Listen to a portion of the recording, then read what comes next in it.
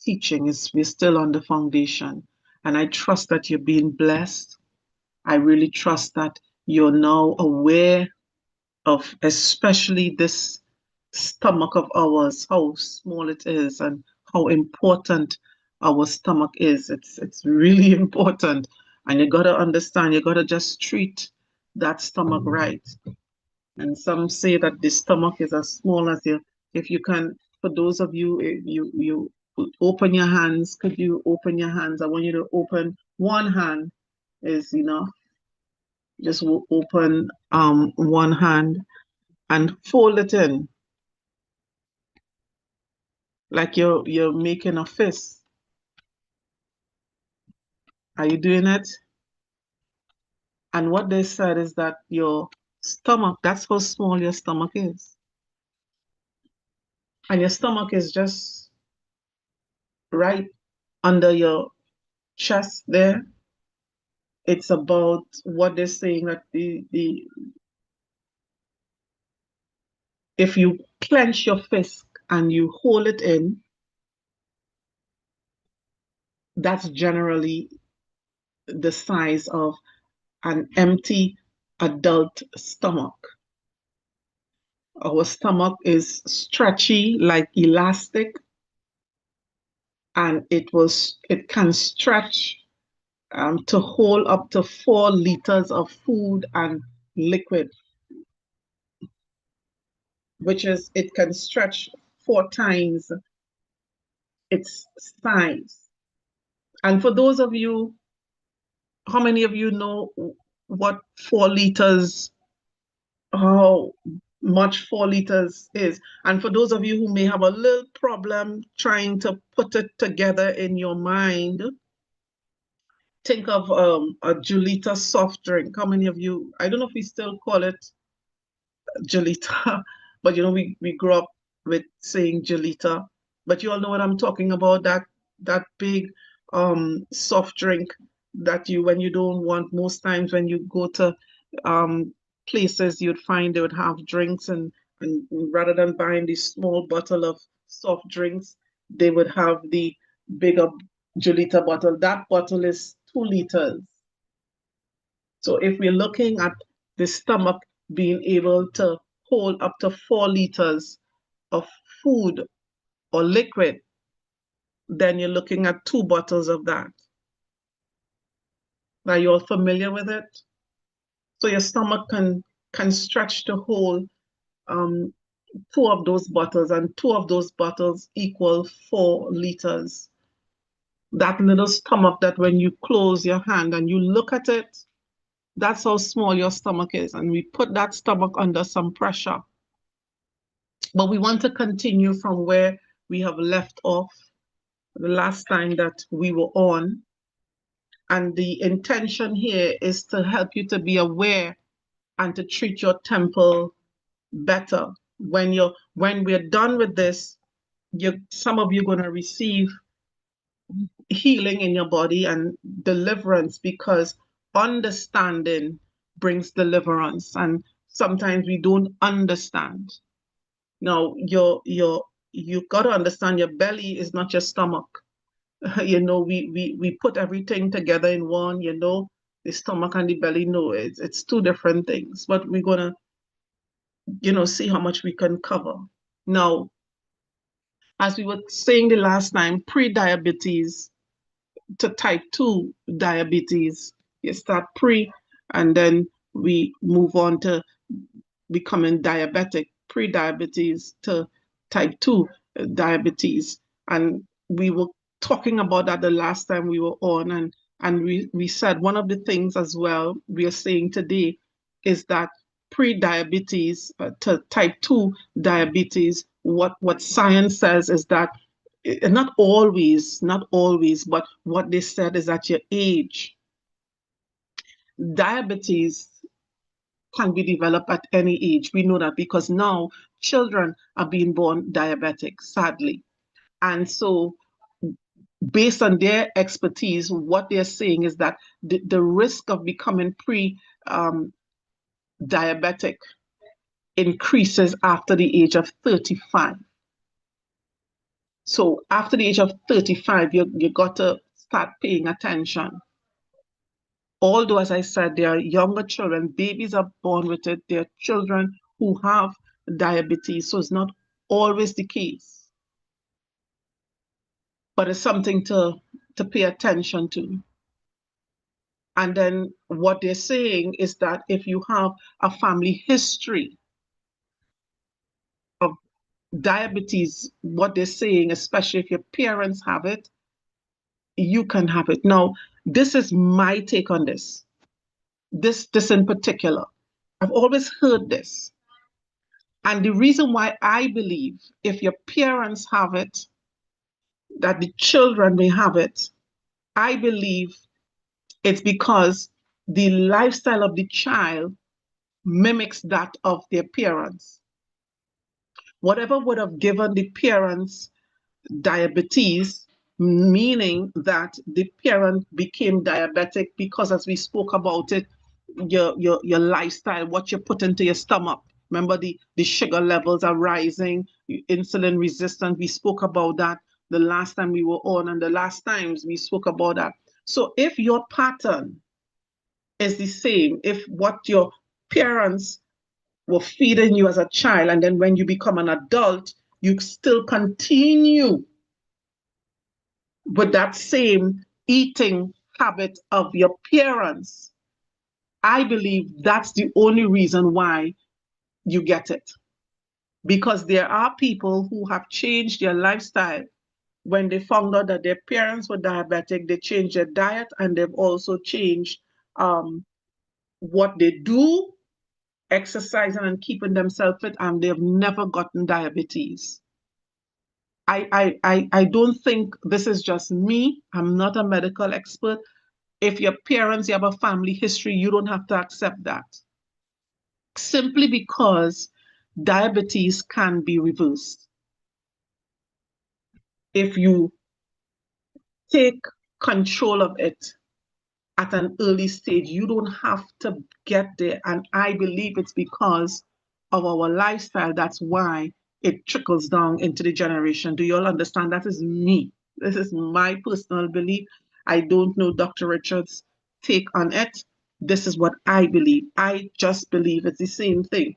Some people have heart problems, their parents have heart problems, they have it too. But when you look at what they're eating, the fatty foods and all these things, they still continue doing it. Because, and they will tell you, when I grew up, this is what I used to eat, and this is how my parents gave me, and I wanted the same way. So that's why you're getting it too. That's just what I think. And so when you are pre-diabetic to type 2 diabetes, the doctor says sometimes when you get pregnant, some of you may know that some people become, they call it gestational diabetes, when you only get it when you're pregnant. And then your child, the baby now, is at a higher risk of developing pre-diabetes. Have you all ever heard about gestational diabetes? And that's because of it. Insulin, your body, as we said, becomes insulin resistant. Yes, and when you get insulin resistant, your sugar goes up. I'm sure somebody would have known at some point in time somebody's pregnant and they say, the doctor said, healthy all the time, but as they got pregnant, they become diabetic. And after the baby's born, everything comes back to normal. And I'll talk to you about that. There's sometimes you don't have to be diabetic to have your sugar levels elevated. Another thing that they were saying is that people who are pre-diabetic to type 2 diabetes, they said people who suffer with polycystic ovary syndrome. And most of you would know that in the Caribbean, a lot of Caribbean women suffer with polycystic ovaries. And when you have polycystic ovaries, one of the things that the signs of polycystic ovaries in women is that they have irregular menstrual periods. So you tend to find that they will have a period in January, then they may have one in March, and then they may have one a week after, and it's just like it's all over the place. It's just not regular. You can't really um, um, time it, so to speak. A regular period would happen for some women every 21 days and some every 20. I've even found out recently that some people, what is called a regular period is every 14 days. So your body behaves regular by having a regular period every month. However, when you have PCOS, which is polycystic ovary, your period, it's irregular. It will come, and sometimes it comes for 3 days, next time it comes to 7 days, and you're all over the place. And most of the times, what happens is that the doctors will put that woman on on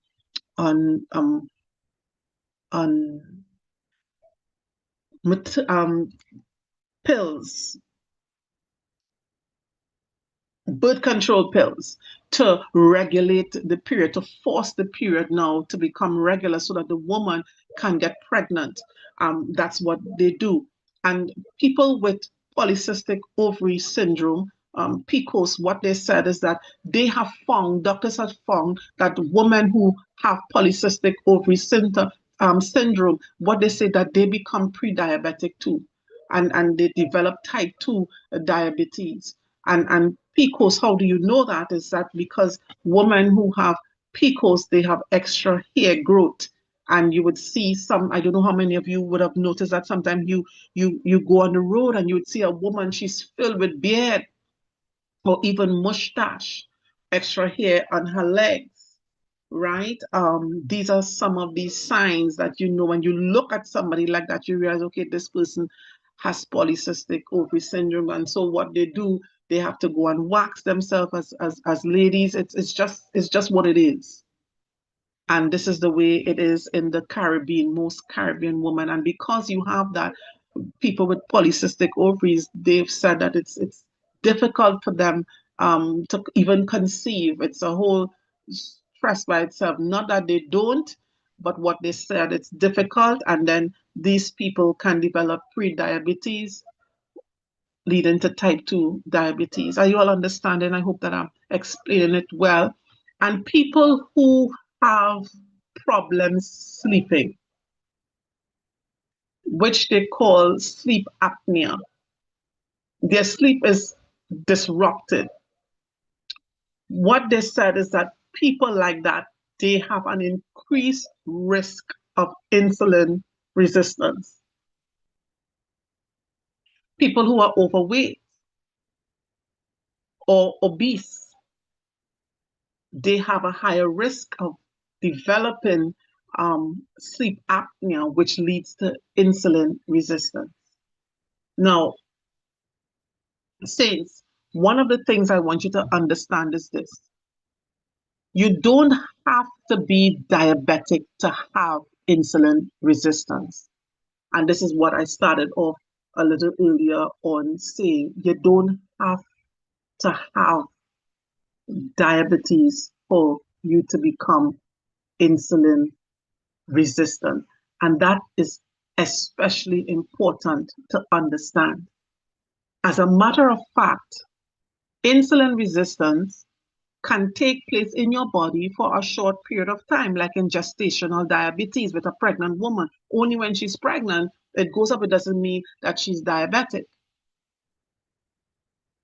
If you are or if you are or were on using steroids, steroids as well will cause your body to become insulin resistance by using steroids. So you might be on steroids and you're going, doctor say, oh, your sugar level high and you're diabetic, and oh my God, you just gone so emotional over it. And it's a temporary thing because of the steroids that you're using. It's been proven that steroids make you insulin resistant, but it's only until because you're using it. But once you come off of the steroids, then your body functions properly. Then you're no longer insulin resistant.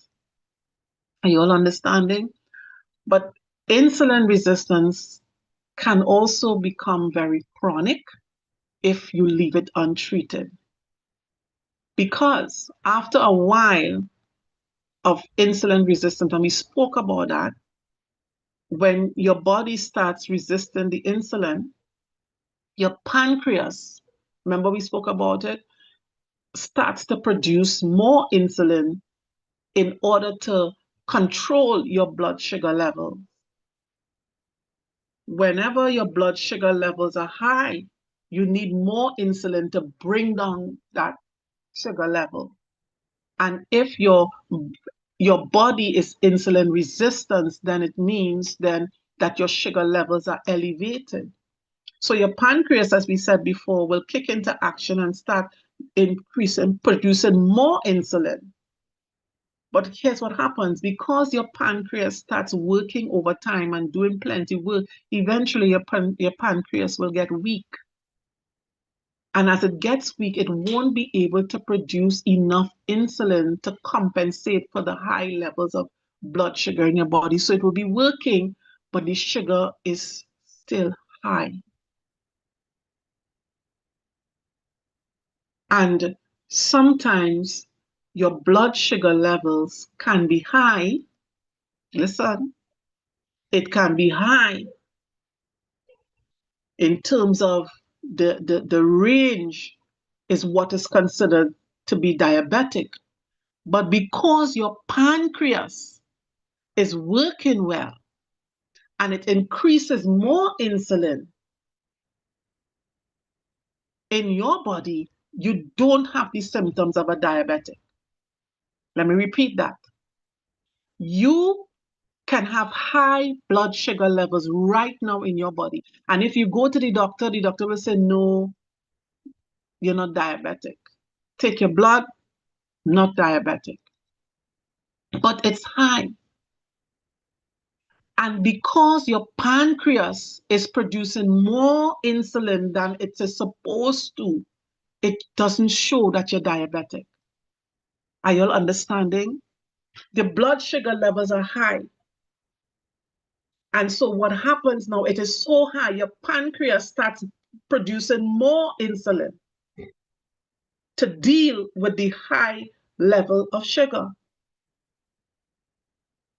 But when you do a blood test, it's saying you're not diabetic. It's not that it's saying that your blood sugar level is not high, but it is high. But because the pancreas is working so good and producing more insulin, it doesn't show up. Are you all following me, or did I confuse you there? It's important that you understand that, because a lot of people feel that if they do a blood test and the blood test come back and say it's negative, you say, okay, well, I'm not diabetic. But it doesn't necessarily mean that you're not diabetic. It means that your pancreas is producing so much insulin that it's able now to deal with the high blood levels of sugar, the high sugar level in your blood. But what happens is that you're okay now because the insulin working over time and producing more insulin. But after a while, say the insulin, your pancreas is working and it's producing more insulin. So it seems okay for now. But as the years go by or the months go by, your pancreas will start to get tired because it's working hard to help to produce more insulin in your body. So that's why some people will say, but I went last year by the doctor and the doctor said I don't have sugar. Now he's saying I'm a diabetic. Just last year I went there and I was not diabetic. So I get diabetic so quick. And it's not that you get a diabetic so quick. You were pre-diabetic. And because your pancreas was increasing the insulin, it came a time now. People who are diabetic, it means your pancreas is not producing enough insulin in your body. So when the doctor would have told you that, you felt good about it and you went your merry way. And you didn't make any changes. You continue to have your processed sugars and all these things. And then guess what happens? The pancreas can't function anymore.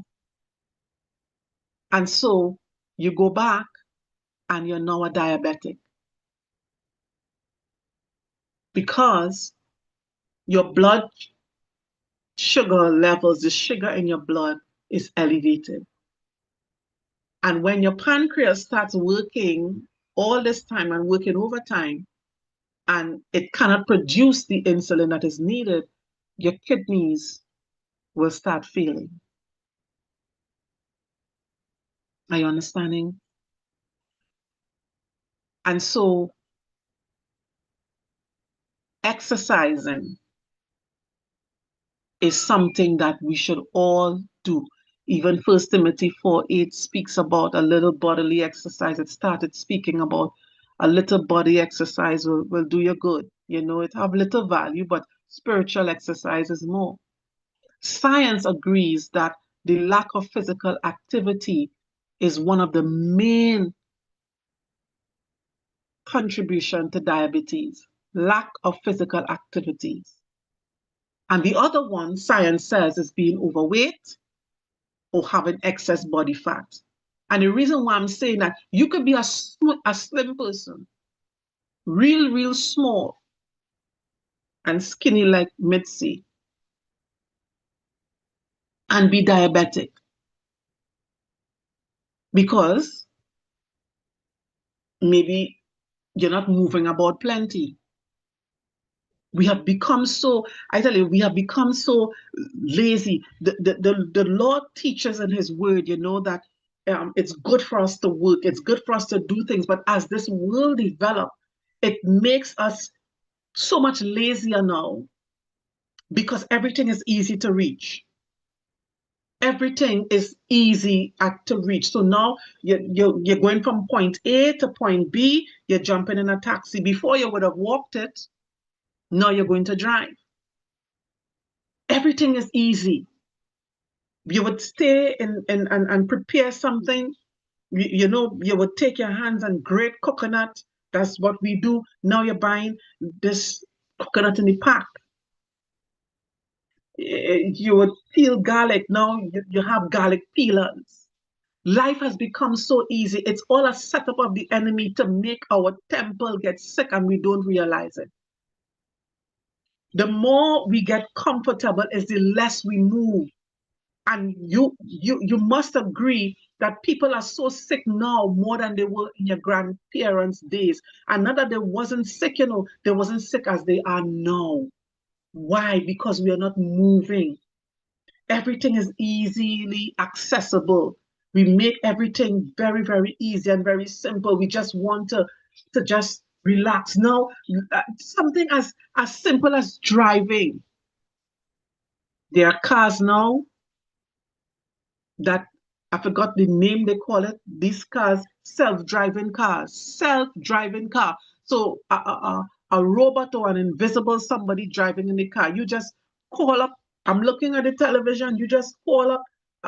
You want a self-driving car, and this car will show up in front of your door. Nobody driving it like a ghost. And then you sit down and you let this, I don't know what they call it, drive you where you have to go. We may be looking at these things and saying, wow, look how the world is going. But what you don't realize, all of this is a plan of the devil to keep us in a place where we move less. We don't move much.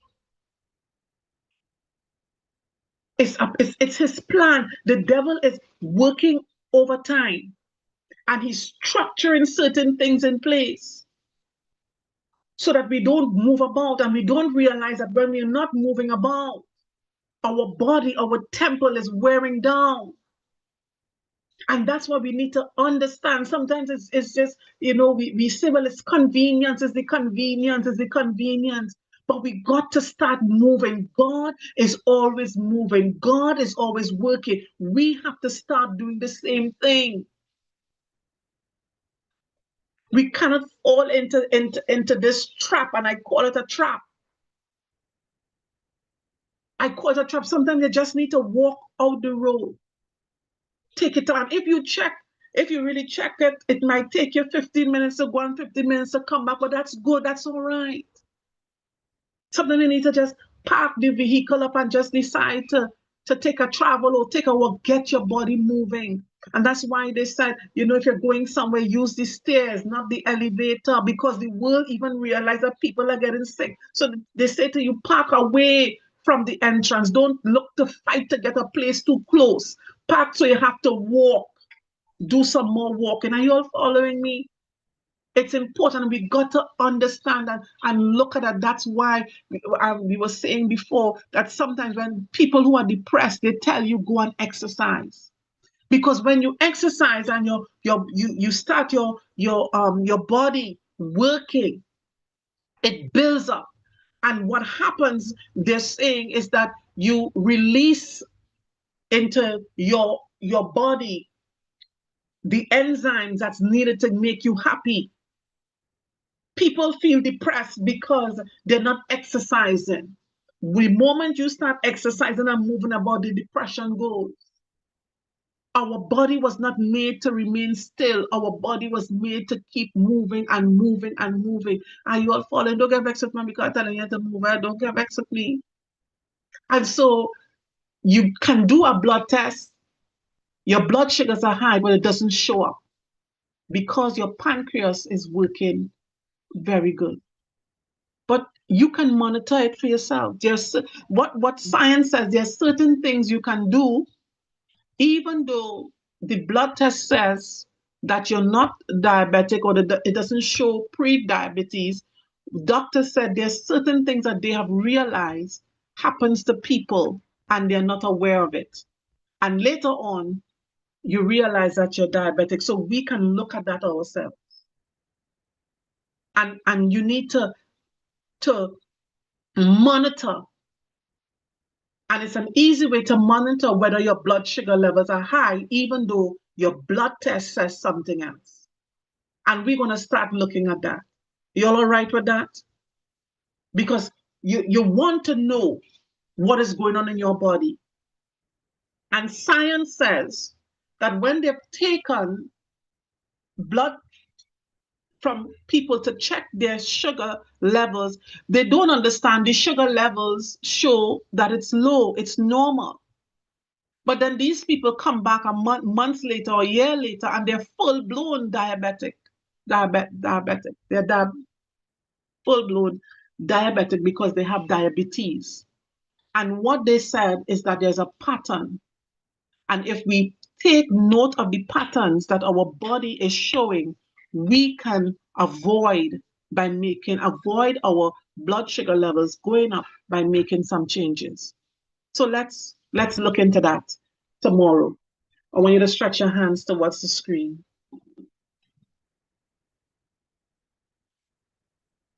Hallelujah, Jesus.